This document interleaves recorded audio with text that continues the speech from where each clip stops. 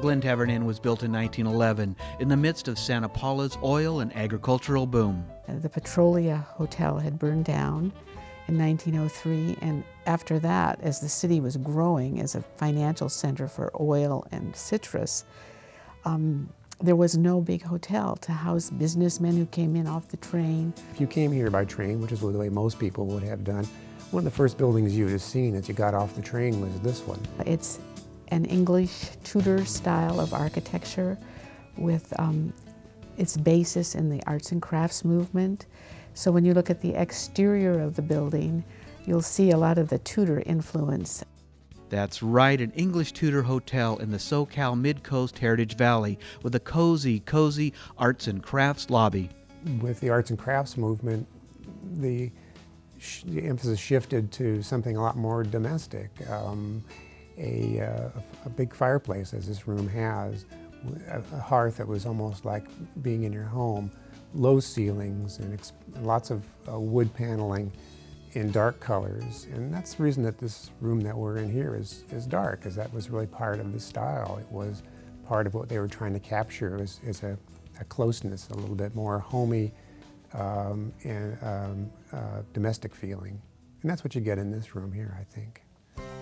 And of course, being this close to Hollywood, the stars came. We have the John Wayne room upstairs. That's number 208. The reason is because John Wayne actually stayed there. We have a room where Rin Tin Tin stayed. Rin Tin Tin, the dog, actually got his own room. Lindsay Lohan, Jeff Bridges, Carol Lombard, and the mysterious enough magician Harry Houdini came to the inn. The train broke down nearby. He needed to stay here on an emergency basis and stayed on the 3rd floor and slept with his props so that he could keep them secure and secret.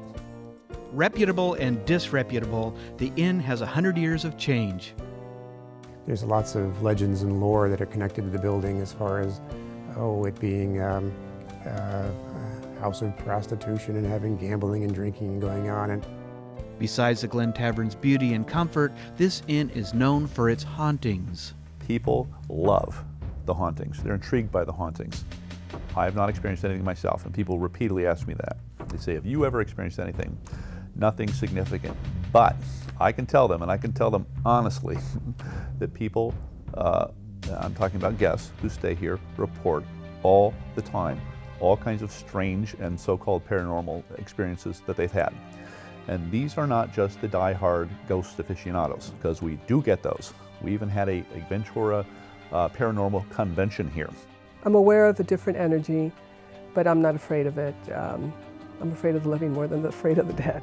And you have to experience it for yourself in order to understand what I'm talking about.